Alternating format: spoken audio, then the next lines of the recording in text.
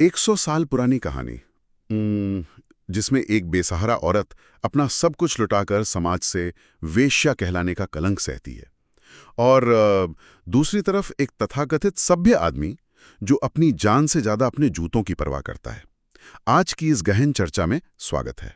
जी बिल्कुल, आज का विषय सच में बहुत ही गहरा और विचारणीय है। हाँ, आज हम शरत चंद्र चट्टोपाध्याय के प्रसिद्ध बंगाला उपन्यास श्रीकांत के हिंदी अनुवाद के अध्याय 3 पर बात करने वाले हैं। यह अध्याय साहित्य जगत में एक मील का पत्थर माना जाता है, और हमारा उद्देश्य केवल कहानी सुनाना नहीं है, बल्कि मानव मनोविज्ञान, समाज के दोहरे मापदंडों और इंसान के भीतर बैठे असली डर का विश्लेषण करना है। बिल्कुल, यह साहित्य का एक ऐसा अनूठा हिस्सा है जहां डार्क ह्यूमर, गहरा दुख और एक मनोवैज्ञानिक थ्रिलर का रोमांच, मतलब ये सब कुछ एक साथ देखने को मिलता है। सही कहा आपने। एक किताबी कीड़े के नजरिए से मैं सोच रहा था कि आइए इसे थोड़ा खोलकर समझते हैं।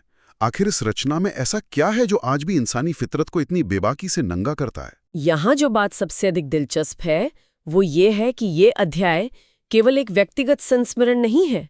ये 19वीं और 20वीं सदी के भारतीय समाज की विडंबनाओं का एक बहुत ही सटीक दस्तावेज है।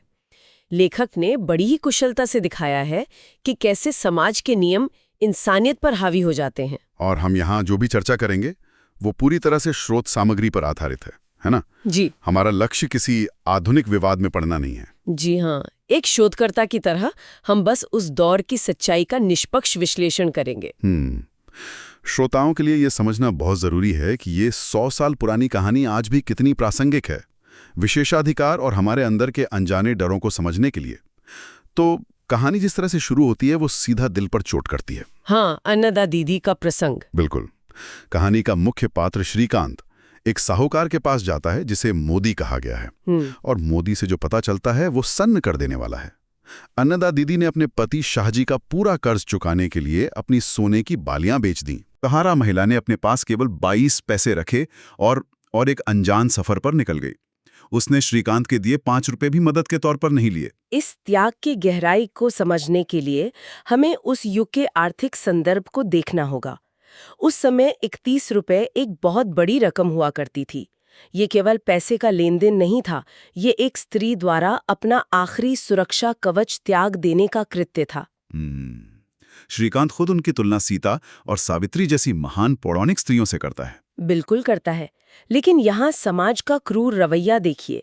समाज उसी महिला को कुल्टा और वैश्या का ठप्पा दे देता है। यह बहुत ही अजीब विडंबना है। जो महिला अपने पति के लिए अपना अस्तित्व मिटा रही है, उसे सम्मान की बजाय कलंक मिल रहा है। यही तो बात है। ये समाज की उस कठोरता को दर्शाता है जहां एक महिला का व्यक्तिगत त्याग कोई मायने नहीं रखता। मायने रखते हैं तो सिर्फ समाज के बनाए हुए कठोर नियम। अगर आप सांचे में फिट नहीं बैठते तो आपका बलिदान शून्य है। और शायद इसी दिखावे पर चोट करने के लिए लेखक कहानी का रुख अचानक से एक अजीबोगरीब हास्य की तरफ मोड़ देते हैं, डार्क ह्यूमर की तरफ। हाँ, नवीन भैया का प्रवेश। बिल्कुल। एक तरफ अन्नदा दीदी का इतना गहरा दुख है, और दूसरी तरफ कलकत्ता से आए नवीन भैया हैं, जिन्हें नूतन भैया भी कहा गया है।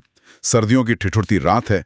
श्रीकांत और उसका दोस्त इंद्र नाव से थिएटर जाने की तैयारी कर रहे हैं। और नवीन भैया का पहनावा तो देखिए। अरे हाँ, रेशमी मौजें, चमचमाते पंप शू, भारी ओवरकोट, दस्ताने, और फिर अचानक नदी के बीच में हवा बंद हो जाती है। अगर हम इसे एक बड़े परिप्रेक्ष्य में देखें तो ये दृश्य विशेषाधिकार यानी क्लास प्रिविलेज का एक बेहतरीन उदाहरण है।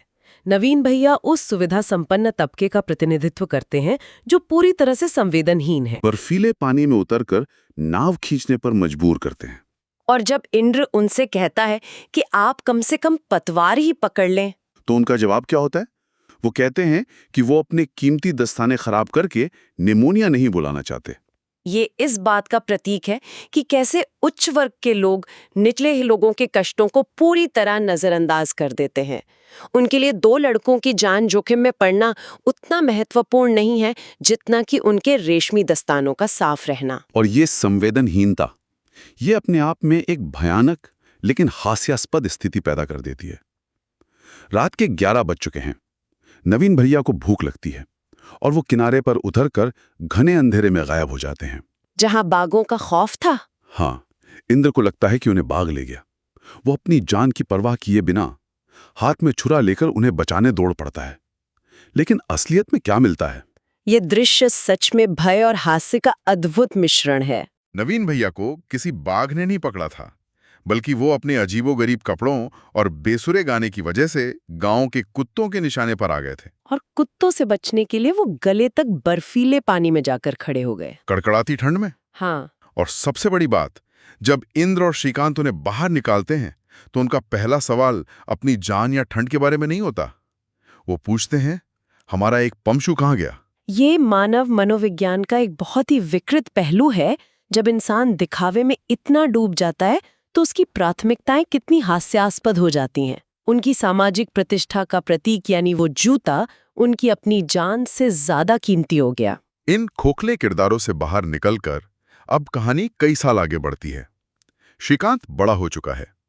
वो एक राजकुमार के शिकार शिविर में है, जहां फिर से समाज का दिखावा मौजूद है। बिल्कुल। 5 बड़े तंबू, शराब का दौर, मुसाहिबों की भीड़। लेकिन यहाँ श्रीकांत पक्षियों को मारने से इंकार कर देता है, जो उसकी संवेदनशीलता दिखाता है। और यहीं उसकी मुलाकात होती है पटना से आई प्यारी बाई जी से। वो संगीत की महफिल का दृश्य बहुत महत्वपूर्ण है। सब नशे में धुत हैं। सिर्फ श्रीकांत ही प्यारी बाई जी के गायन की असली गहराई को समझता है। यहाँ आकर बात बहुत ही रोचक हो जाती है। प्यारी बाई जी छुपकर श्रीकांत को वापस जाने के लिए कहती है, और फिर पता चलता है कि ये मशहूर गायिका कोई और नहीं बल्कि उसके बचपन की परिचित राजलक्ष्मी है। और राजलक्ष्मी की जो पिछली कहानी सामने आती है वो रोंगटे खड़े कर देने वाली है। हाँ, बचपन में श्रीकांत उसे करौंदे लाने के लिए मारता पीटता था, और फिर उसके मामा ने एक कुलीन रसोइये को मात्र 70 रुपए का दहेज देकर राजलक्ष्मी और उसकी बहन सुरलक्ष्मी की शादी एक ही रात में कर दी थी। एक ऐसे व्यक्ति से जो उम्र में बहुत बड़ा था।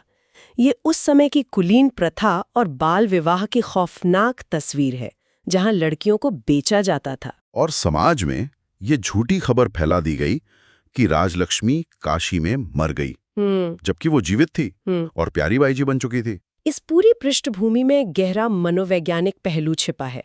समाज की इतनी क्रूरताओं को सहने के बाद, अपनों द्वारा बेचे जाने के बाद और एक वैश्या का जीवन जीने के बावजूद राजलक्ष्मी ने अपने अंदर क्या बचा कर रखा? उसने श्रीकांत के लिए वो बचपन का एक तरफा प्रेम जिंदा रखा। बिल्कुल।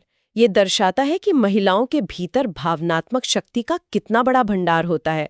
समाज ने भले ही उससे सब कुछ छीन लिया हो, लेकिन वो अपने शुद्ध प्रेम को अपने भीतर सहेज कर रखने में सफल रही। और ये बात श्रीकांत को झकझोर देती है, लेकिन उसका पुरुषवादी अहंकार भी है। उसे लगता है कि एक बाई जी उसे क्या सलाह दे सकती है। और यहीं से कहानी अपने सबसे डरावने हिस्से की तरफ बढ़ती है, विज्ञान बनाम अंधविश्वास। महाश्मशान का दृश्य। हाँ, शिकार शिविर में भूतों की चर्चा शुरू होती है। एक बूढ़ा आदमी महाश्मशान की कहानी सुनाता है, जहां भैरवी नरमुंडों से खेलती हैं। जब बंगाली लोगों को डरपोक कहा जाता है, तो श्रीकांत अपने अहंकार में आकर अमावस्या की अंधेरी रात में शमशान जाने की चुनौती स्वीकार कर लेता है। और यहाँ प्यारी बाई जी यानी राजलक्ष्मी की प्रतिक्रिया देखने लायक है। वो उसे रोकने की पूरी कोशिश करती है, रोती है और अपनी असली पहचान भी सबके सामने उजागर कर देती है। लेकिन श्रीकांत नहीं रुकता। वो अपने तर्क के झूठे अहंकार में शमशान की ओर चल पड़ता है। और वो शमशान का दृश्य, वो डर के मनोविज्ञान का बहुत ही बारीक चित्रण है। सच में रूह कंपा देने वाला हिस्सा है। चारों तरफ इंसानी खोपड़ियां बिखरी हैं, सन्नाटा ऐसा जो कानों को फाड़ दे। श्रीकांत तार्किक रूप से भूतों पर विश्वास नहीं करता, वो विज्ञान को मानता है। लेकिन हमारे अवचेतन मन में जो अंधविश्वास गहरे बैठे होते हैं, वे ऐसे खौफनाक माहौल में कैसे हावी हो जाते हैं, ये दृश्य उसका बेहतरीन उदाहरण है। बिल्कुल। जब हवा उन खोपड़ियों के बीच से गुजरती है तो उसे लगता है जैसे सैकड़ों लोग बैठकर लंबी लंबी ठंडी सांसें ले रहे हों, वो सांसें भर रहे हों। और वो चमगादड़ के बच्चे का रोना, हाँ, जो बिल्कुल इंसानी बच्चे के रियाने जैसा लगता है। और सबसे भयानक पल वो था जब उसे महसूस होता है कि किसी ने उसके ठीक कान के पास एक ठंडी सांस छोड़ी है, एक ऐसी नाक से जिसमें चमड़ा या खून नहीं, सिर्फ हड्डियां हैं। क्या सच में वहां भूत था? बिल्कुल नहीं। ये इंसान के अपने ही दिमाग द्वारा पैदा किया गया खौफ था। जब दिमाग डरा होता है तो वो सबसे भयानक कल्पनाओं से खाली जगहों को भरता है। यहाँ स्रोत में नीरू जीजी की मृत्यु के प्रलाप का भी जिक्र आता है। हाँ, नीरू जीजी जो एक परोपकारी विधवा थीं। जिन्हें समाज ने अंतिम समय में अकेला छोड़ दिया था। मरते वक्त बुखार के प्रलाप में उन्हें काले सिपाही दिखाई दे रहे थे। श्रीकांत को शमशान में उनकी याद आती है। ये पुख्ता करता है कि मौत या भय सामने होने पर दिमाग अपने ही रचे मतिभ्रम में कैद हो जाता है। और शायद श्रीकांत उस रात वहां अपने ही डर से मर जाता, अगर प्यारी बाई जी ने अपने नौकर रतन और बाकी लोगों को अतिरिक्त तनख्वाह का लालच देकर उसे बचाने ना भेजा होता। लालटेन और लाठियां लेके वो लोग पहुंचते हैं। हाँ, तब जाकर श्रीकांत की जान बचती है। लेकिन सुरक्षित वापस आने के बाद जब रतन कहता है कि प्यारी बाई जी इंतजार कर रही हैं, तो वो जाने से इनकार कर देता है। ये इनकार उसकी आंतरिक उथल-पुथल को दर्शाता है। वो कृतज्ञ है, लेकिन तंबू में शराब के नशे में धुत लोगों को देखकर उसका सामाजिक संस्कार उसे रोक लेता है। वो उन मतवालों के बीच एक वैश्या के तंबू में जाने की हिम्मत नहीं कर पाता। ये उसकी एक बहुत बड़ी मानसिक हार थी। शमशान में तर्क की हार हुई और यहाँ समाज के बंधनों के सामने उसकी कृतज्ञता की हार हुई। सचमुच बहुत गहरा है। हमने इस चर्चा में कई परतें देखी। अन्नदा दीदी का त्याग, जिसे कलंक माना गया। नवीन भैया का खोखलापन, जहां जूता जान से प्यारा है। राजलक्ष्मी का निस्वार्थ प्रेम और श्रीकांत के दिमाग का भयानक डर। इससे एक बहुत ही महत्वपूर्ण सवाल खड़ा होता है। हम देखते हैं कि सबसे डरावने भूत किसी शमशान में नहीं, बल्कि हमारे अपने दिमाग के अंदर होते हैं। और जो लोग समाज में सबसे सभ्य माने जाते हैं, वे सबसे अधिक क्रूर और संवेदनहीन हो सकते हैं। जबकि जिन्हें समाज बहिष्कृत कर देता है, वे त्याग और निस्वार्थ प्रेम की मिसाल कायम करते हैं। विचार करने वाली बात है कि 100 साल पुरानी ये रचना आज भी कितनी सटीक है। क्या आधुनिक विज्ञान इंसान के आदिम डरों को खत्म कर पाया है? शायद नहीं। इंसान का मूल स्वभाव इतनी आसानी से नहीं बदलता। ये मानव स्वभाव का एक शाश्वत अध्ययन है। तो इस चर्चा को एक गहरे विचार के साथ समाप्त करना उचित होगा। राजलक्ष्मी ने समाज का तिरस्कार झेला, क्रूरता सही, लेकिन अपने अंदर के निस्वार्थ प्रेम को मरने नहीं दिया। तो सोचने वाली बात यह है कि क्या इस पूरी कहानी में समाज के इन सभी झूठे बंधनों और डरों से सच में मुक्त और स्वतंत्र केवल राजलक्ष्मी ही नहीं है? क्या उसका ये प्रेम उसकी कमजोरी थी, या इस पाखंडी दुनिया में उसकी सबसे बड़ी ताकत? इस सवाल के साथ ये गहन चर्चा यहीं समाप्त होती है। स्रोत सामग्री में छिपे ऐसे ही पहलुओं को समझने के लिए जुड़े रहने का धन्यवाद।